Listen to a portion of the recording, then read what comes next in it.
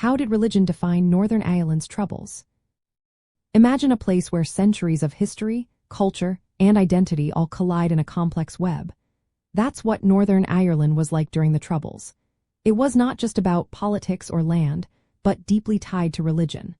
The roots go back over 400 years, starting with the Plantation of Ulster in the early 1600s. Protestant settlers from Scotland and England moved into Irish land, creating a division that still echoes today.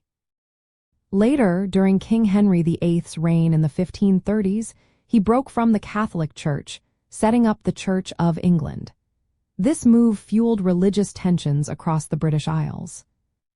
In the 1600s and 1700s, laws called penal laws targeted Catholics. These laws banned Catholic gatherings, limited land ownership, and even prevented Catholics from voting unless they renounced their faith. These restrictions caused deep resentment and created a lasting divide. Over time, religion became more than just belief. It became a symbol of identity. Catholics in Northern Ireland saw themselves as Irish and wanted independence. Protestants identified as British and wanted to stay part of the United Kingdom. These feelings tied directly to their religious labels. The British government intentionally shaped Northern Ireland's borders to favor Protestants. They wanted a Protestant majority in the new state, but many Catholics still lived there. Catholics faced discrimination in housing, jobs, and public services. Police forces, like the Royal Ulster Constabulary, were mostly Protestant and often harassed Catholics. Religious symbols and practices reinforced community boundaries. The Orange Order, a Protestant fraternity, celebrated King William III's victory at the Battle of the Boyne in 1690.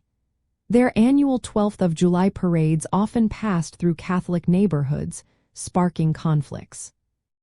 Churches also played a role. During the hunger strikes of 1980 and 1981, the Irish Catholic Church supported the strikers' right to burial and refused to call their death suicide.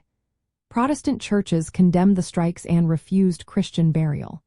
These differences showed how religious institutions became symbols of political loyalty. The Troubles exploded in August 1969 during the Battle of Bogside. Police tried to control a march passing through a Catholic area, and riots broke out. Violence soon spread, with loyalist groups attacking Catholic civilians and bombings happening across Belfast and beyond. The Dublin and Monaghan bombings in 1970 killed 33 civilians, marking one of the deadliest acts of the conflict. Religion's role was paradoxical. It was a way to define communities, but the violence wasn't driven by theological disagreements. Instead, religious labels became shorthand for political and cultural divides.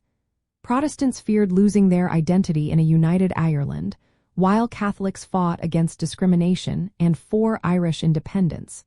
Today, the landscape still shows these divisions. The religious and cultural markers from the Troubles remain as visible in communities, architecture, and traditions. The Good Friday Agreement of 1998 helped bring peace, but the history of how religion shaped the conflict remains a key part of Northern Ireland's story.